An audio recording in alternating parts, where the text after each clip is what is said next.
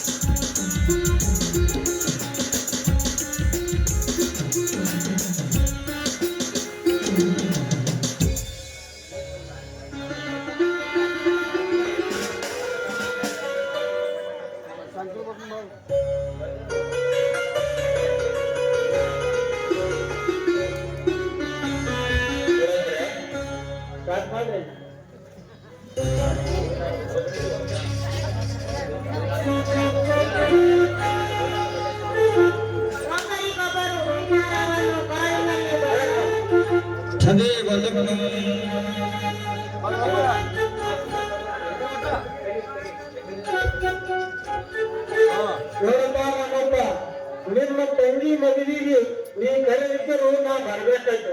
ಯಾಕಂದ್ರೆ ನಮ್ಮ ಸರ್ಕಾರ ಕಿರಣ್ ಮಾರಿ ನೋಡಿ ಬರ್ಬೇಕಾಯ್ತು. ಬಂದಿದ್ದು ಬಹಳ ಒಳ್ಳೆದಾಯ್ತು ನೋಡಿ. ನಮ್ಮ ತಂದೆ ಕಾಲದಲ್ಲಿ ಇತ್ತು ಮದುವರರಿಗೆ ಅಪ್ಪೆ ಹಾಕಿ ಛತ್ರದಲ್ಲಿ ಊಟ ಮಾಡಿಕೊಂಡು ಹೋಗಿ ಊಟಕ್ಕಂತೂ ಮರುದಿಲ್ಲ ಅಷ್ಟೇ ಹಾಕಿ ಹೋಗು. ನಮಸ್ಕಾರ ಡಾಕ್ಟರ್ ಸಾಹೇಬ್ರೆ, ಬನ್ನಿ. ಮದುವೆ ಜೋರ ಇದ್ದಂಗ ಕಾಣೋ ಲಕ್ಷ್ಮಣ ಏನ್ ಜೋರ ಇಲ್ಲ ನೋಡಿ. ಬಡವರ ಮದುವೆ ಅಂದ್ಮೇಲೆ ಮದುವೆ ಅಂದ್ಮೇಲೆ ಏನ್ ಲಕ್ಷ್ಮಣ, ಬಡವರ ಮದುವೆನೇ ಒಳ್ಳೆಯದು.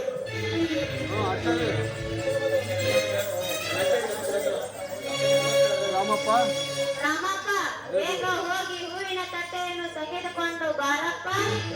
ಲಕ್ಷ್ಮಣ, ಹೋಗಿ ನಿಮ್ಮ ತಂಗಿಯನ್ನು ಕರೆದುಕೊಂಡು ಬಾರಪ್ಪ. ನೋಡ್ರಿ, ಪುರೋಹಿತರೆ ಎಲ್ಲರಿಗೂ ರೆಡಿ ಮಾಡಿ ನೋಡ್ರಿ, ಕಟ್ಟೆ ಬೇರೆ ರೆಡಿ ಮಾಡಿ. ಇದೇನು ಹೇಳ್ತೀರಿ? ಎಲ್ಲರಿಗೂ ಅಕ್ಷತೆ ಕೊಡ್ರಿ.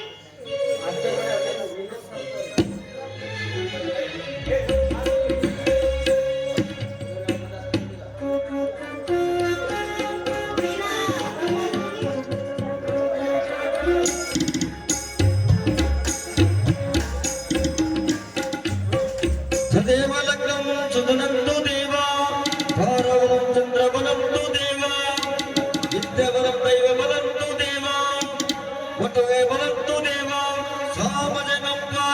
ಶಿವ ಹರ ಹರ ಹರ ಮಹಾದೇವ.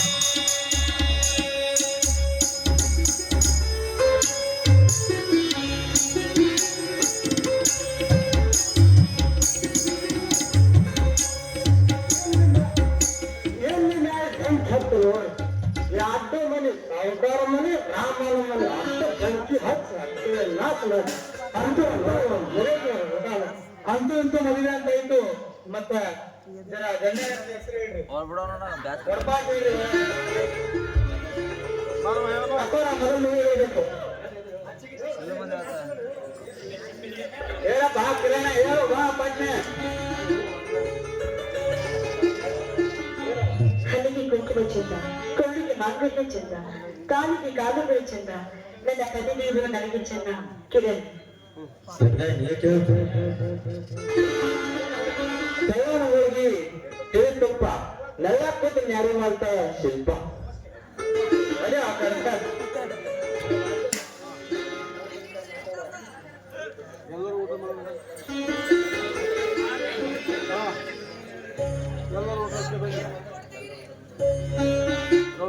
ಎಲ್ಲರೂ ಊಟ ಮಾಡಿಕೊಂಡು ಹೋಗಿ.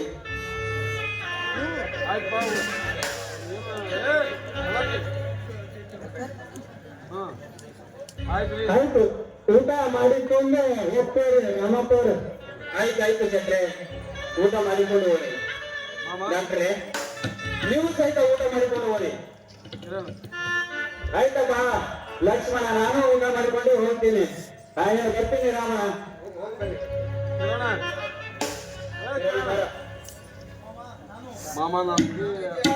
ಮಾವ ನಾನು ಇಲ್ಲೇ ಹಳೆಮನೆಗೆ ಹೇಳಬೇಕು. ಬೇಗ ನಿಮ್ಮ ತಂಗಿಯನ್ನು ಕಳಿಸು ವ್ಯವಸ್ಥೆ ಮಾಡ್ರಿ. ಆಗ್ಲಪ್ಪ, ಈಗ ತಾನೇ ಲಗ್ನ ಹೋಗಿದೆ. ಇವತ್ತು ಎದ್ದು ನಾಳೆ ಹೋಗ್ಬೋದಕ್ಕಿರ. ಹೌದು ಕಿರಣ್, ಇವತ್ತು ಒಂದಿನ ಇಡಿದೆ, ನಾಳೆಗೆ 6 ಬಸ್ಸಿಗೆ ಹೋದರಾಯ್ತು. ಬೇಡ ಲಕ್ಷ್ಮಣ, ನನಗೆ ಮುಂದೆ ತುಂಬಾ ಕೆಲಸ ಇದೆ. ನಿನಗೆ ನನ್ನನ್ನು ಕಳಿಸುವ ವ್ಯವಸ್ಥೆ ಮಾಡಿ. ಆಯ್ತಪ್ಪ, ನೀನು ಶೀತ ಮೊದಲಿಗೆ ಊಟ ಮಾಡ್ಕೊಳ್ಳಿ, ನಾವು ಕಳಿಸಿ ವ್ಯವಸ್ಥೆ ಮಾಡ್ತೀವಿ. ಹೋಗಿ ಹೊರಗಡೆ.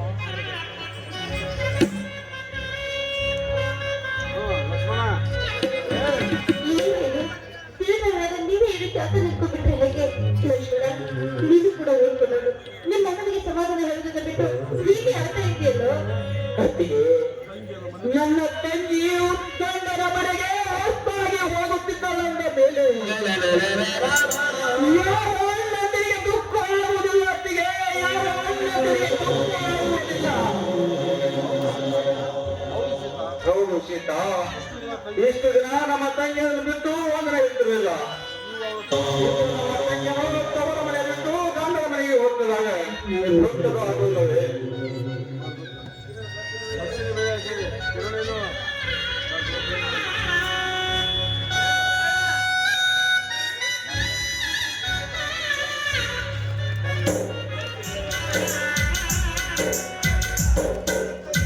ನೋಡಿ, ಬಸ್ಸಿನ ಸಮಯ ಆಗ್ತಾ ಇದೆ, ಬೇಗ ಕಳಿಸಿ ವ್ಯವಸ್ಥೆ ಮಾಡಿ. ಅಮ್ಮ, ನನ್ನ ತಂಗಿಯನ್ನು ನನ್ನ ಜೊತೆ ಸಂಸಾರ ಮಾಡಲು ಸಂಪ್ರದಾಯ ಪ್ರಕಾರ ಕಳಿಸಿಕೊಡ್ತೇನೆ. ನನ್ನ ತಂಗಿಯನ್ನು ನೀನು ಚೆನ್ನಾಗಿ ನೋಡಿಕೊಳ್ಳಬೇಕು. ಮಾವ, ನೀವು ನಿಮ್ಮ ತಂಗಿಯನ್ನು ಪ್ರೀತಿಯಿಂದ ಸಂಪ್ರದಾಯವಂತವಾಗಿ ಮದುವೆ ಮಾಡಿಕೊಂಡಿದ್ದೀರ.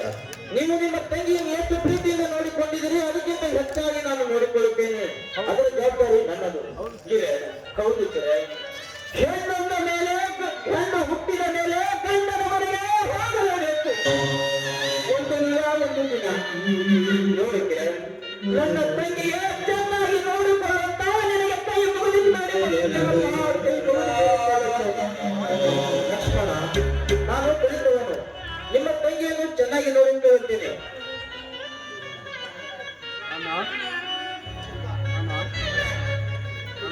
ಅಣ್ಣ, ಅಣ್ಣ,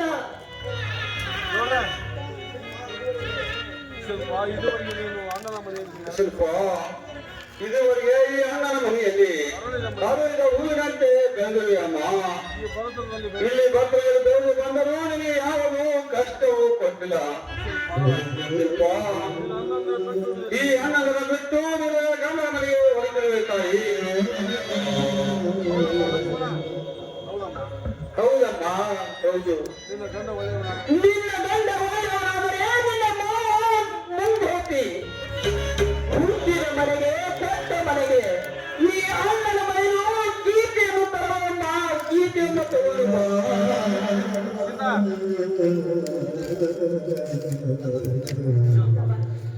ನನ್ನ ಹೇಳೋದಾದ್ರಲ್ಲಿ ಸಂತೋಷವಿದೆ.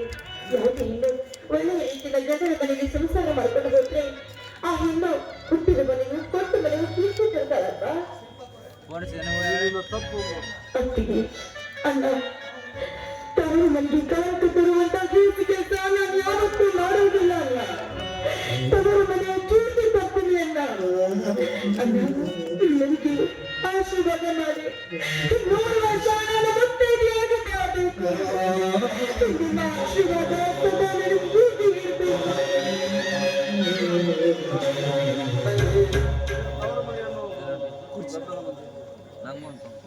ತಂಗಿ, ಪ್ರತಿ ಒಂದು ಹೆಣ್ಣು ಮಗಳು ಸುಮಂಗಲಿ ಆದಾಗ 5 ಮುತ್ತುಗಳು ಇರುತ್ತವೆ. ಆ 5 ಮುತ್ತುಗಳು ಯಾವಂದ್ರೆ ತಾಳೆ, ಬರೆ, ಕುಂಕುಮ, ಕಾಲುಂಗುರ, ಮೂಲ ಹೋಗುತ್ತೆ. ತಂಗಿ, ಈ 5 ಮುತ್ತುಗಳ ಸಂಕಟ ಏನು ಗೊತ್ತೇನಮ್ಮ? ತಾಳಿಯ ಸಂಕಟ ಜೀವನದಲ್ಲಿ ಎಂತ ತೊಂದರೆ ಬಂದರೂ ತಾಳಿಕೊಂಡು ಹೋಗಬೇಕೆಂದು. ತಂಗಿ, ನಿನ್ನ ಕೈಯಲ್ಲಿರುವ ಹಸಿರು ಬಳಿಯ ಸಂಕಟ ಏನು ಗೊತ್ತಮ್ಮ?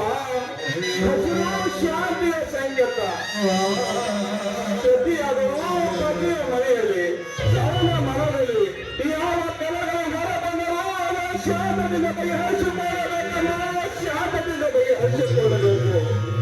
ತಂಗಿ, ಈ ನಿನ್ನ ಹಣೆಯಲ್ಲಿ ಶೋಭಿಸಿದ್ರೆ ತವರ ಮನೆಯ ಕುಂಕುಮ ಸಂಕಟ ಏನು ಗೊತ್ತಮ್ಮ? ಕುಂಕುಮ ತ್ಯಾಗದ ಪ್ರತೀಕ. ಸತಿಪತಿ ಅಂತ ಮನೆಗೆ ಸಿದ್ಧವಾಗಿರಬೇಕಮ್ಮ. ಈ ನಿನ್ನ ಮೂಗಲ್ಲಿ ಶೋಭಿಸಿದ್ರೆ ಆ ಮೂವತ್ತೆ ಸಂಕಟ ಗೊತ್ತಮ್ಮ. ಪತಿಯ ವಿರುದ್ಧವಾಗಿ ನಡೆಯಬಾರದೆಂದು, ಅವನಿಗೆ ಸಮವಾಗಿ ಸಹಭಾಗಿಯಾಗಿ ಇರಬೇಕೆಂದು. ಈ ನಿನ್ನ ಕಾಲುಗಳನ್ನು ಹಾಕಿರುವ ಕಾಲುಗಳ ಸಂಕಟ ಗೊತ್ತಮ್ಮ. ಪತಿಯ ಮನೆಯಲ್ಲಿ ಎಷ್ಟೇ ಕಷ್ಟಗಳು ಬಂದರೂ ಅವರ ಮನೆಯ ಹತ್ತಿರದಲ್ಲಿ ಹೋಗಬಾರದೆಂದು. ಈ 5 ಮುತ್ತುಗಳು ನಾಶವಾಗದಂತೆ ಹುಟ್ಟಿನ ಮನೆಗೆ ಮತ್ತು ಕಟ್ಟಿರುವ ಮನೆಗೆ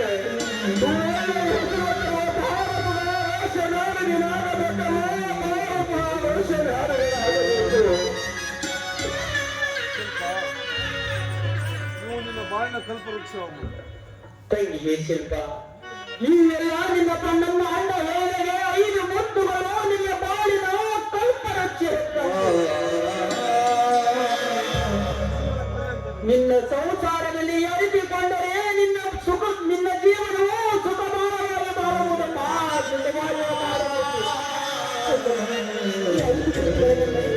ಯಾವುದೇ ಹೆಣ್ಣು ಜೀವನದಲ್ಲಿ ತಪ್ಪಡಿ ಇಟ್ಟಿದೆ ಆದ್ರೆ ಅವಳ ಜೀವನದಲ್ಲಿ ದುರಂತ ತಪ್ಪಿದ್ದಲ್ಲ.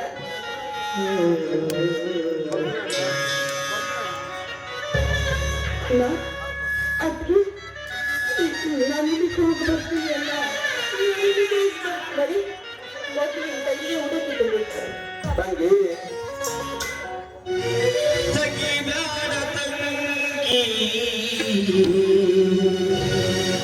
ಕಣ್ಣಾಗ ನೀರ ಹೊಂಟಿದಿ ಬಿಟ್ಟು ನಗರ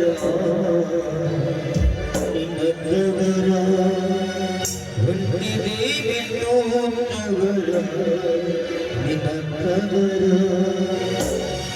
ತಗಿಬ್ಯಾಡ ತಂಗಿ ಕಣ್ಣಾಗ ನೀರ ತಗಿಬ್ಯಾಡ ತಂಗಿ ಕಣ್ಣಾಗ ನೀರ ಹೊಂಟಿದಿ ಬಿಟ್ಟು ನಗರ ಹೊಂಟಿದಿ ಬಿಟ್ಟು ನಗರ ನಿನ್ನವರ.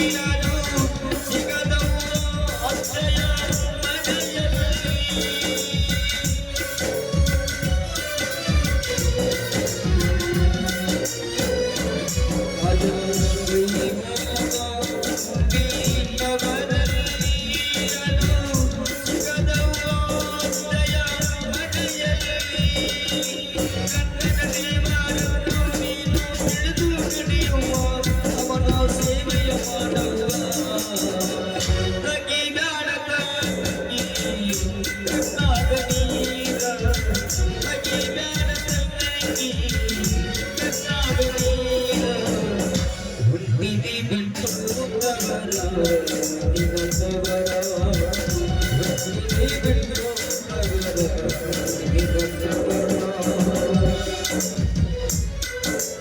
ತಂಗಿ ಶಿಲ್ಪ ಈಗಿನ ಪಾಪಿ ಅಣ್ಣವೇ ಕ್ಷಮಿಸಿ ಬರಮ್ಮ, ಕ್ಷಮಿಸಿ ಬಿಡು. ಪ್ರತಿಯೊಬ್ಬ ಅಣ್ಣನರು ತಂಗಿಯ ಮದುವೆ ಮಾಡಿ ತವರ ಮನೆಯಿಂದ ಪತಿಯ ಮನೆಗೆ ಕಳಿಸಿ ಕೊಡುವಾಗ ಕೈ ತುಂಬ ಹಣ ಕೊಟ್ಟು ಮೈ ಮೇಲೆ ಬಂಗಾರ ಆಡುವ ಮನೆ ತೋರಿಸುತ್ತಾರಮ್ಮ. ತಂಗಿ ನನ್ನನ್ನು ಬಡವರಮ್ಮ, ಬಡವರು ಈ ವೈಭವದಿಂದ ಮದುವೆ ಮಾಡಲಿಲ್ಲ ಕೈಗೆ ಯಾರು ಹಣ ಕೊಡಲಿಲ್ಲ ತಂಗಿ. ಈ ಮೈನಿಗೆ ಆದರೂ ತೋರಿಸಲಿಲ್ಲ. ಈ ನನ್ನನ್ನು ಕೊಡುವ ಕೊಡುಗಡೆ ಕೇವಲ ನೀರು ಅಕ್ಷತೆ ಕೇವಲ ನೀರು ಅಕ್ಷತೆ ಮಾತ್ರ. ನಾವು ಬಡವರಮ್ಮ, ಯಾವ ಜನ್ಮದವರ ಪಾಪಿಯೂ ನಿನಗೆ ಯಾವ ಒಡವೆ ನೋಡು, ತಾಯಿ ತಂದೆಯನ್ನ ಕಳಕಳಲು ಪಾಲ್ಗೊಂಡರಲ್ಲಿ ಕುಂಕುಮ ಕೊಡಲು ಕುಂಕುಮ ಹೊರತು ಬೇರೇನು ಇಲ್ಲಪ್ಪ, ಬೇರೇನು ಇಲ್ಲ. ಅಪ್ಪ, ಈ ಹೆಣ್ಣಿಂದರು ಚೆನ್ನಾಗಿರಲೆಂದು ನಮಗೆ ಆಶೀರ್ವಾದ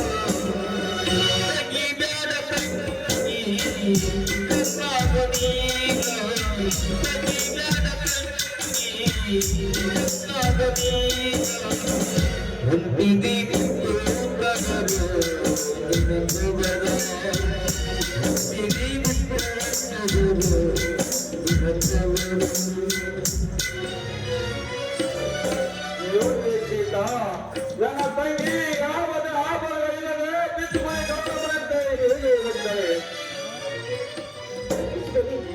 ಗೊತ್ತಿದ್ದಲ್ಲ ತಿರುಗಿ ವಯಸ್ಸಿನ ಒಂದು ನನ್ನ ಮನೆಗೆ ಹೋಗ್ಲಿಕ್ಕಿಲ್ಲ ಸಮಾಧಾನ ಮಾಡ್ತಾರೆ.